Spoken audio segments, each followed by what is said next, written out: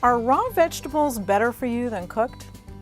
I'm Susan Bowerman, registered dietitian, and when people ask me if it's better to eat their vegetables raw or cooked, I always tell them there's no simple answer, and that's because there's benefits to both.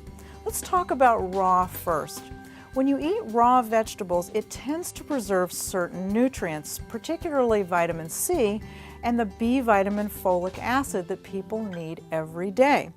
These vitamins can be destroyed by excessive cooking, excess heat, excess water. So when you eat vegetables raw that contain vitamin C and folic acid, you're more likely to preserve those nutrients. The other thing about raw vegetables is they're bulky and they're filling.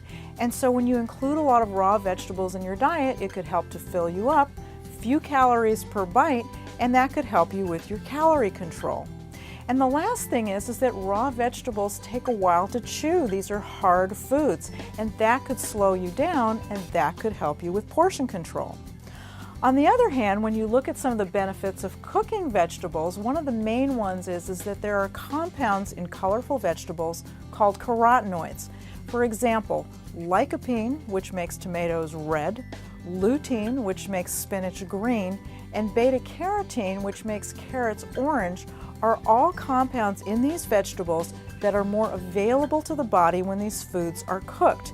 So that means when you cook them, these carotenoids are more available for your body to absorb and to use, and that's a big benefit.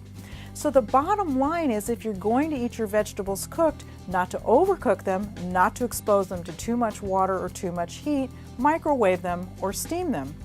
So I would tell you, enjoy your vegetables both ways, cooked and raw, because if you prepare them in a way that's good to you, you're more likely to include more servings of these very healthy foods in your daily diet.